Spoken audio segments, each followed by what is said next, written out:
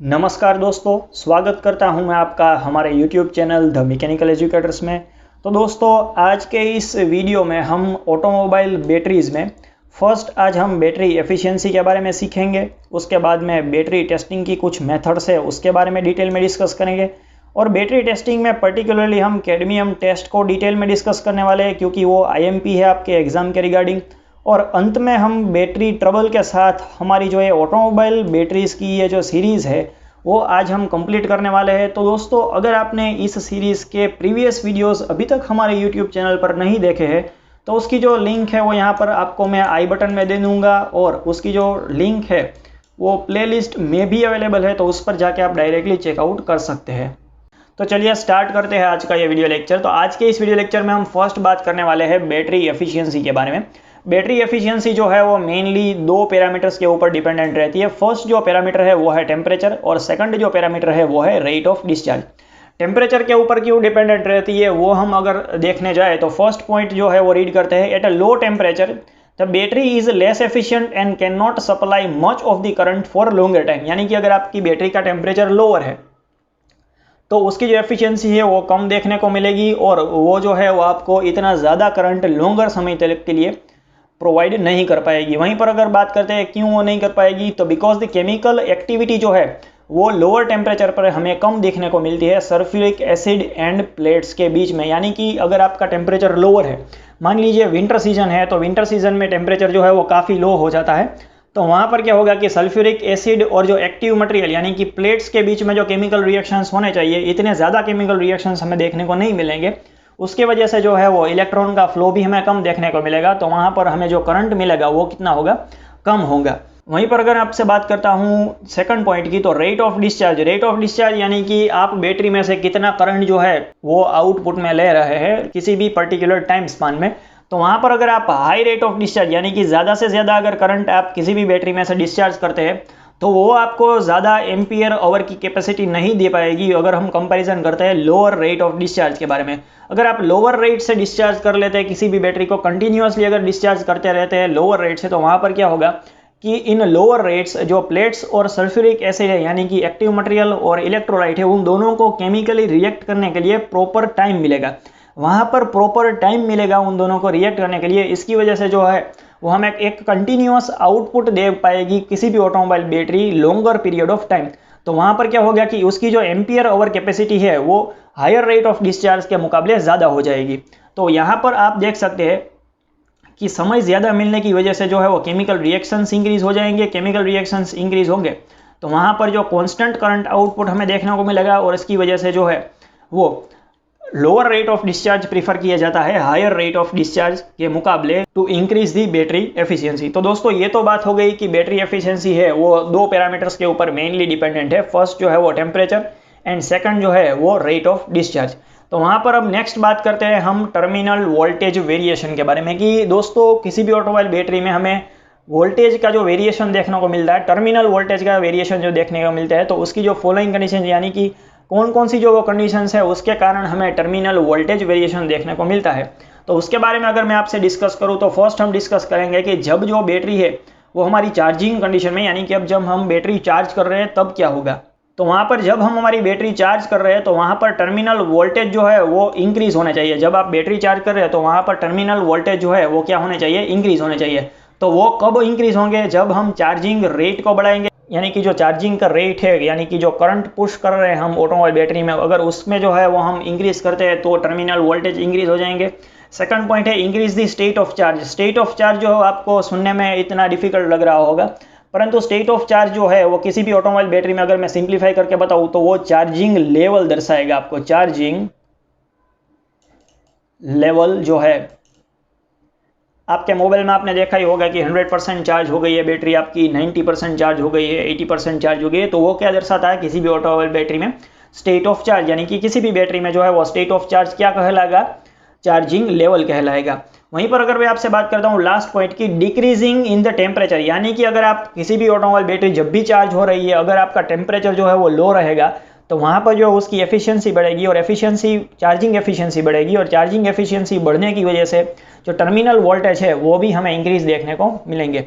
वहीं पर मैं अगर आपसे बात करता हूँ डिस्चार्ज स्टेट में, यानी कि जब आपकी बैटरी डिस्चार्ज कंडीशन में है, तो वहाँ पर टर्मिनल वोल्टेज में जो है वो हमें डिक्रीज देखने को मिलेगा। तो ये जो डिक्रीमेंट है वो किस पैरामीटर्स के ऊपर डिपेंड होगा, यानी कि डिक्रीमेंट हमें क्यों देखने को मिलता है, तो उसमें जो फर्स्ट पॉइंट है वो क्या है, इंक्रीजिंग द डिस्चार्ज रेट, यानी कि आप जो है वो जितना करंट आपको उसमें से लेना चाहिए उससे ज़्यादा करंट आप अगर जो है वो ले लेते हैं, यानी कि मान लीजिए आपको 5 एम्पियर तक का करंट जो है वो ले लेना चाहिए, पर आप जो है 100 एम्पियर तक का करंट जो है वो डायरेक्टली उसमें से खींच लेते हैं, तो वहाँ पर क्या हो जाएगा कि उसका जो टर्मिनल वोल्टेज है वो वहाँ पर डिक्रीज हो जाएगा। वहाँ पर उसके बाद में बात करते हैं कि जब आपकी बैटरी का जो चार्जिंग लेवल है वो ऑलरेडी कम है, यानी कि अगर आपकी बैटरी जो 25% जितनी ही चार्ज है, तो वहाँ पर क्या होगा कि चार्जिंग लेवल कम होने की वजह से टर्मिनल वोल्टेज में भी डिक्रीज देखने को मिलेगा। और डिक्रीजिंग इन द टेम्परेचर, यानी कि मान लीजिए डिक्रीजिंग इन द टेम्परेचर की टेम्परेचर जितना लो होता जाएगा वहाँ पर उतनी जो है वो इलेक्ट्रोलाइट की फ्रीजिंग प्रोसेस हमें देखने को मिलेगी, और केमिकल जो एक्टिविटी है वो भी हमें कम देखने को मिलेगी टेम्परेचर जब लो होता है तब। तो टेम्परेचर लो होने की वजह से केमिकल एक्टिविटी जो है वो लो होने की वजह से वहाँ पर जो टर्मिनल वोल्टेज है, यानी कि जो ईएमएफ का डिफरेंस है, पोटेंशियल डिफरेंस है, वो कम हो जाएगा, उसकी वजह से भी हमें वोल्टेज डिक्रीज देखने को मिलते हैं। तो दोस्तों ये तो बात हो गई टर्मिनल वोल्टेज वेरिएशन की। तो उसके बाद में अगर मैं आपसे बात करता हूँ नेक्स्ट मैं बैटरी टेस्टिंग के बारे में। बैटरी टेस्टिंग में दोस्तों क्या किया जाता है कि बैटरी टेस्टिंग में बैटरी का जो स्टेट है, यानी कि स्टेट ऑफ चार्ज मेजर किया जाता है कि वो उसके पास कितना चार्जिंग लेवल है, वो प्रॉपर करंट दे पा रही है हमें आउटपुट में या फिर नहीं, यानी कि प्रॉपर वोल्टेज और करंट मिलने चाहिए हमें। तो वहाँ पर बैटरी टेस्टिंग में फर्स्ट जो टेस्ट आएगा वो आएगा specific gravity test. Specific gravity test आप सबको पता ही है कि हाइड्रोमीटर के द्वारा किया जाता है। हाइड्रोमीटर के द्वारा हम इजीली स्पेसिफिक ग्रेविटी इलेक्ट्रोलाइट की मेजर कर सकते हैं, और उसके बाद में जो है हम बैटरी का स्टेट ऑफ चार्ज के बारे में भी पता लगा सकते हैं। यहाँ पर नीचे जो है वो आपको टेबल भी दिया गया है कि हाइड्रोमीटर के द्वारा जो है वो मेजर की हुई रीडिंग्स जो है उसके जो कुछ वैल्यूज़ दी गई है, और राइट हैंड साइड में जो है उस वैल्यू के रिगार्डिंग बैटरी की क्या कंडीशन आपको मिलेगी वो भी यहाँ पर दिखाई गई है। तो यहाँ पर अगर मैं आपसे थियोरेटिकल पॉइंट्स की बात करता हूँ, during the discharge process formation of water will dilute the electrolyte, यानी कि ड्यूरिंग दी डिस्चार्जिंग प्रोसेस जो है वो फॉर्मेशन ऑफ वाटर, यानी कि वाटर जनरेट होता है, और वाटर जनरेट होने की वजह से इलेक्ट्रोलाइट जो है वो डाइल्यूट कंडीशन में, यानी कि उसका जो H2SO4 की कॉन्सेंट्रेशन लेवल है वो क्या हो जाएगी, कम हो जाएगी, और वाटर की कॉन्सेंट्रेशन लेवल इंक्रीज होती जाएगी। तो यहाँ पर relative amount of water and acid is determined by the specific gravity test, and specific gravity test is done by only hydrometer. तो यहाँ पर अगर आपको स्पेसिफिक ग्रेविटी टेस्ट करना है तो वहाँ पर जो है वो बैटरी आपकी गैसिंग में नहीं होनी चाहिए, यानी कि बैटरी में से जो है वो गैसेस प्रोड्यूस नहीं होने चाहिए, यानी कि जब बैटरी जो है वो गैस जनरेट कर रही हो अपने में से जो है वो वाटर वेपर को निकाल रही हो, तो वहाँ पर आपको स्पेसिफिक ग्रेविटी टेस्ट नहीं करना चाहिए, क्योंकि इलेक्ट्रोलाइट जो है वो अभी स्टेबल कंडीशन में वहाँ पर नहीं है। जब आपका इलेक्ट्रोलाइट थोड़े समय के बाद स्टेबल कंडीशन में आ जाए तो वहाँ पर जो आप स्पेसिफिक ग्रेविटी टेस्ट कर सकते हैं। तो अगर आपने स्पेसिफिक ग्रेविटी टेस्ट कर लिया तो मान लीजिए उसकी जो वैल्यू है वो 1.175 आई, तो यहाँ पर आपको टेबल में डायरेक्टली जो है वो चेक कर लेना है, और उसके सामने जो दी गई कंडीशन है वो आ जाएगी। यहाँ पर मान लीजिए 1.175 स्पेसिफिक ग्रेविटी टेस्ट में आपको स्पेसिफिक ग्रेविटी दिखा रहा है, तो वहाँ पर उस बैटरी की कंडीशन होगी 50% इन चार्ज कंडीशन। तो यहाँ पर आपके पास अभी 50% चार्ज जो है वो बैटरी में पड़ा हुआ है। तो दोस्तों यहाँ पर हाइड्रोमीटर और टेबल के जरिए आप डायरेक्टली पता लगा सकते हैं कि किसी भी ऑटोमोबाइल बैटरी की कंडीशन क्या होगी। तो दोस्तों स्पेसिफिक ग्रेविटी टेस्ट के बाद हम आगे बढ़ते हैं ओपन वोल्टेज टेस्ट के बारे में। ओपन वोल्टेज टेस्ट जो है वो ओपन सर्किट वोल्टेज मेजर करता है किसी भी ऑटोमोबाइल बैटरी के सेल के रिगार्डिंग। तो यहाँ पर ओपन वोल्टेज टेस्ट में क्या होगा कि फुल्ली चार्ज जो बैटरी सेल होता है, यानी कि हम यहाँ पर एक सेल की बात कर रहे हैं, पूरा का पूरा जो बैटरी कंपार्टमेंट है उसकी बात नहीं कर रहे।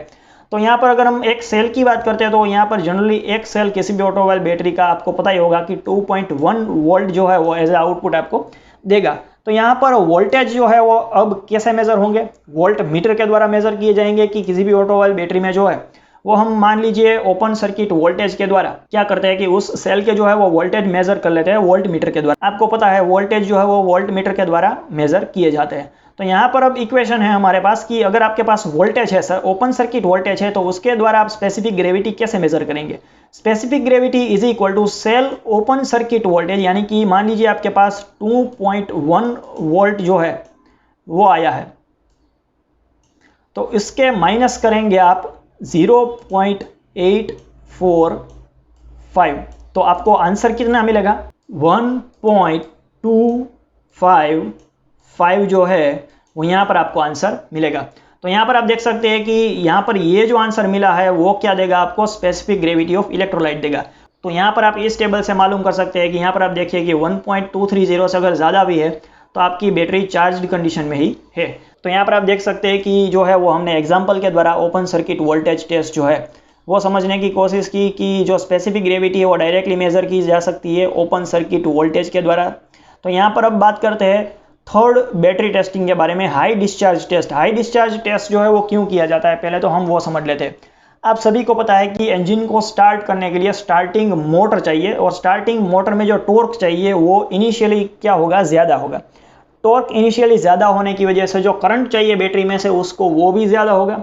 वो अप्रोक्सीमेट 150 to 200 एम्पियर का जो है वो हमें करंट चाहिए किसी भी ऑटोमोबाइल इंजन को स्टार्ट करने के लिए।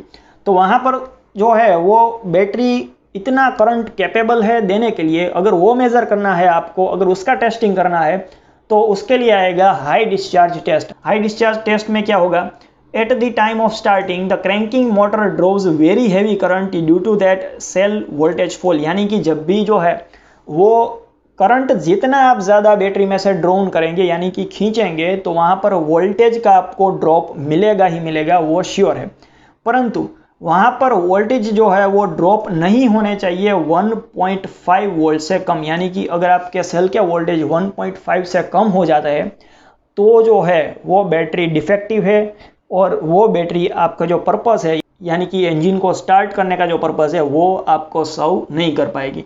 तो यहाँ पर दोस्तों ये टेस्ट कैसे किया जाएगा, voltage tester consist of volt meter connected to 2 legs with the resistance placed across the battery when the 2 legs are pressed on the cell terminals. यानी कि जो उसके जो 2 लेग्स होंगे किसी भी वोल्ट मीटर के, वो जो 2 लेग्स है वो सेल टर्मिनल्स के पास होंगे, और उसमें से जो है यानी कि बैटरी में से जो है वो हैवी करंट, कितना हैवी करंट, 150 to 200 एम्पियर तक का हैवी करंट जो है वो फ्लो किया जाएगा सेल वोल्टेज टेस्टर में। और ये जो करंट जब फ्लो हो रहा है वो 5 सेकंड के लिए फ्लो होगा, 5 सेकंड्स के लिए वो फ्लो होगा, और 5 सेकंड्स के बाद में जो है वो सेल का वोल्टेज 1.5 वोल्ट से कम नहीं होना चाहिए। और आपके पास मान लीजिए 6 सेल्स है तो 6 सेल्स में से किसी भी 2 सेल के बीच में जो वोल्टेज का वेरिएशन है वो 0.2 वोल्ट से ज़्यादा नहीं होना चाहिए।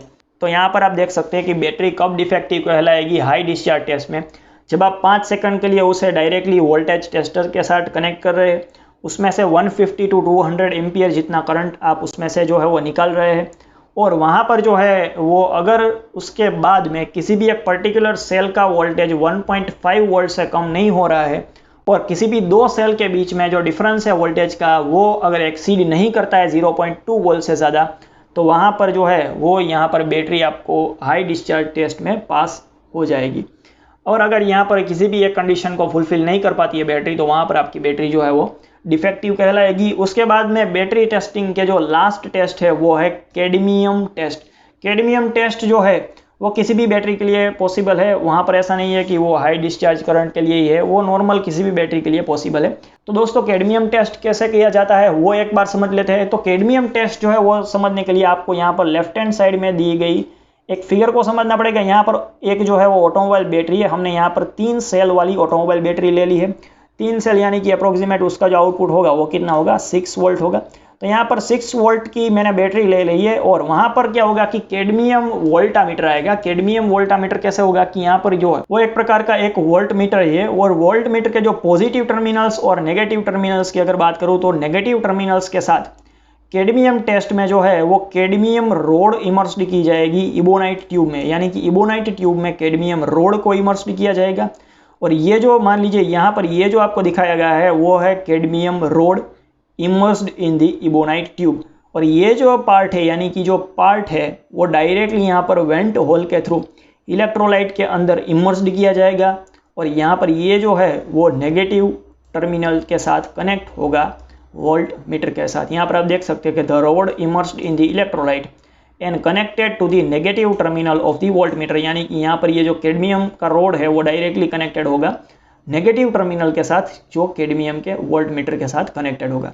वहाँ पर अगर मैं बात करता हूँ कि यहाँ पर ये जो पार्ट है वो फिक्स्ड रहेगा, यानी कि यहाँ पर जो नेगेटिव पार्ट है वो फिक्स्ड रहेगा, परंतु हमें चेक करना है कि किसी भी एक पर्टिकुलर सेल में प्रॉपरली सेल वर्क कर रहा है या नहीं, यानी कि कोई एक प्रॉपर सेल जो अगर हम बात कर लेते हैं कि फर्स्ट सेल में, तो फर्स्ट सेल जो है वो प्रॉपरली वर्क कर रहा है कि नहीं, वहाँ पर अगर हमें चेक करना है। यहाँ पर पॉजिटिव टर्मिनल के साथ जुड़ी हुई यहाँ पर ये जो लाइन है, यानी कि उसके साथ जुड़ा हुआ ये रोड है, वो डायरेक्टली फर्स्ट कनेक्ट होगा पॉजिटिव प्लेट के साथ। और जब हम उसे पॉजिटिव प्लेट के साथ कनेक्ट कर रहे हैं तो यहाँ पर जो वोल्टेज के रीडिंग हमें मिलने चाहिए वो नॉट लेस देन 2.5 वोल्ट्स, यानी कि उसके जो रीडिंग्स होने चाहिए वोल्ट मीटर में वो 2.5 वोल्ट से कम नहीं होने चाहिए। अगर ऐसा होता है तो पॉजिटिव टर्मिनल जो है, यानी कि पॉजिटिव प्लेट जो है वो आपकी डिफेक्टिव है। उसके बाद में अगर बात करते हैं नेगेटिव प्लेट के साथ, यहाँ पर यही प्रोसेस अगर हम नेगेटिव प्लेट के साथ करते हैं, यानी कि यहाँ पर ये जो इलेक्ट्रोड है वो अगर हम नेगेटिव प्लेट के साथ कनेक्ट करते हैं तो वहाँ पर क्या होगा कि जो बैटरी के वोल्टेज है, यानी कि सेल का जो वोल्टेज है वो 0.2 वोल्ट से ज़्यादा नहीं होना चाहिए, यानी कि वहाँ पर हमें वोल्टेज का डिफरेंस 0.2 वोल्ट से ज़्यादा हमें देखने को नहीं मिलना चाहिए। अगर हम मान लीजिए 0.3 वोल्टेज अगर हमें मिल रहा है तो वहाँ पर नेगेटिव प्लेट में कोई खराबी है, यानी कि वो डिफेक्टिव है, हम ऐसा कर सकते हैं। तो दोस्तों कैडमियम टेस्ट बहुत ही सिंपल है, हम बारी बारी करके ईच एंड एवरी सेल को मेज़र कर सकते हैं। और अगर हमारे सभी के सभी जो सेल है, यानी कि 3 सेल अगर बैटरी के ठीक ठाक है तो हमारी बैटरी प्रॉपर फंक्शन कर रही है, ऐसा हम कह सकते हैं। तो दोस्तों ये तो बात हो गई बैटरी टेस्टिंग के बारे में। अब हम नेक्स्ट बात करने वाले हैं बैटरी ट्रबल्स के बारे में, और इस सीरीज के लास्ट टॉपिक के बारे में बैटरी ट्रबल्स। तो वहाँ पर अगर मैं आपसे बात करूँ तो बैटरी में आपको कौन कौन सी ट्रबल्स जनरली फेस करनी पड़ सकती है, तो वहाँ पर फर्स्ट जो है वो सेल्फ डिस्चार्ज। आप सभी को पता है कि किसी भी बैटरी, वर्ल्ड की आप कोई सी भी बैटरी ले ले उसमें सेल्फ डिस्चार्ज होगा ही होगा। यानी कि आप मोबाइल की बैटरी ले ले या फिर जो सिंपल सेल आते हैं तो उसमें आपको सेल्फ डिस्चार्ज प्रोसीजर देखने को मिलेगी ही मिलेगी। अगर लीड एसिड सेल में अगर प्रॉपरली आप उसका ख्याल न रखें तो वहाँ पर आपको सल्फेटेशन भी देखने को मिलता है। चार्जिंग अगर प्रॉपर नहीं करते हैं, डिस्चार्जिंग प्रॉपर नहीं करते तो इंटरनल शॉर्ट सर्किट भी कई बार सल्फेटेशन के कारण आपको देखने को मिलता है। और उसकी वजह से जो प्लेट्स है वो डिटीरियोरेट भी हो सकती है, यानी कि प्लेट्स का कई बार ब्लैकन आउट हो सकती है। डिटीरियोरेट होने का मतलब वो कभी भी बकल हो सकती है या फिर ब्रेक भी हो सकती है कई जगह से। उसके बाद में बात करते हैं क्रैकिंग ऑफ कंटेनर। कई बार क्या होता है कि लैक ऑफ वाटर, यानी कि लॉस ऑफ वाटर की वजह से जो H2SO4 का जो इलेक्ट्रोलाइट की कॉन्सेंट्रेशन है वो ज़्यादा हो जाती है, और H2SO4 का कॉन्सेंट्रेशन अगर ज़्यादा हो जाता है तो वो कई बार कंटेनर को क्रैक कर सकता है। उसके बाद में corrosion of battery terminals and claim. जो बैटरी अगर आप कई समय से यूज़ कर रहे हैं तो उसके जो बैटरी का टर्मिनल्स है और क्लेम्स है वो कई बार कोरोड हो जाता है, तो उसकी वजह से आपको प्रॉपर करंट और वोल्टेज जो है वो नहीं दे पाते। उसके बाद में मैंने बात की कि लॉस ऑफ वाटर की वजह से क्या होगा, तो यहाँ पर अगर लॉस ऑफ वाटर की बात करें तो कई बार वाटर की जो है वो हमें कमी देखने को मिलती है बैटरी में। तो वहाँ पर क्या होगा कि इलेक्ट्रोलाइट की जो कॉन्सेंट्रेशन लेवल, यानी कि पर्टिकुलरली एसिड की जो कॉन्सेंट्रेशन लेवल है वो इंक्रीज़ हो जाएगी, और उसकी वजह से जो है वो डायरेक्टली हार्मफुल हो सकता है प्लेट्स के लिए, सेपरेटर के लिए। तो वहाँ पर आपको वो भी ध्यान रखना है। और अंत में अगर बात करते हैं स्पेसिफिक ग्रेविटी ऑफ इलेक्ट्रोलाइट, तो स्पेसिफिक ग्रेविटी जो है वो वेरी करती है according to the loss of water, यानी कि वाटर का कितना लॉस हो रहा है, हम कितना वाटर ऐड कर रहे हैं उसमें। स्पेसिफिक ग्रेविटी में अगर वेरिएशन आएगा तो वो डायरेक्टली अफेक्ट करेगा फ्रीजिंग पॉइंट को, और फ्रीजिंग पॉइंट जो है वो अफेक्ट करेगा वेदर परफॉर्मेंस के ऊपर। तो यहाँ पर स्पेसिफिक ग्रेविटी वो डायरेक्टली और इनडायरेक्टली वेदर परफॉर्मेंस को अफेक्ट करेगी किसी भी ऑटोमोबाइल बैटरी के लिए। तो दोस्तों ऑटोमोबाइल बैटरी की जो यहाँ पर सीरीज़ हमने स्टार्ट की थी वो यहाँ पर आज बैटरी ट्रबल के साथ हम कंप्लीट कर रहे हैं। तो दोस्तों इसके नेक्स्ट वीडियो लेक्चर में हम इसके रिगार्डिंग MCQ भी लाने वाले हैं। तो अगर आपको ये वीडियो अच्छा लगा है तो अपने दोस्तों के साथ शेयर कीजिए। अगर आपको ये वीडियो इन्फॉर्मेटिव लगा है तो इसे लाइक कीजिए। और ऐसे ही इंटरेस्टिंग वीडियोस देखने के लिए अभी तक आपने हमारे YouTube चैनल को अगर सब्सक्राइब नहीं किया है तो सब्सक्राइब करें, और साथ ही दिए गए नोटिफिकेशन बेल को भी प्रेस करें ताकि हमारे वीडियोस की रेगुलर अपडेट आपको मिलती रहे। और अभी तक आपने हमारे टेलीग्राम चैनल को ज्वाइन नहीं किया है तो टेलीग्राम चैनल की जो लिंक है वो भी डिस्क्रिप्शन बॉक्स में अवेलेबल है, तो डायरेक्टली आप उस पर क्लिक करके हमारे साथ जुड़ सकते हैं। तो मिलते हैं ऐसा ही किसी इंटरेस्टिंग वीडियो में, तब तक के लिए keep learning, keep supporting. Thank you very much for watching this video.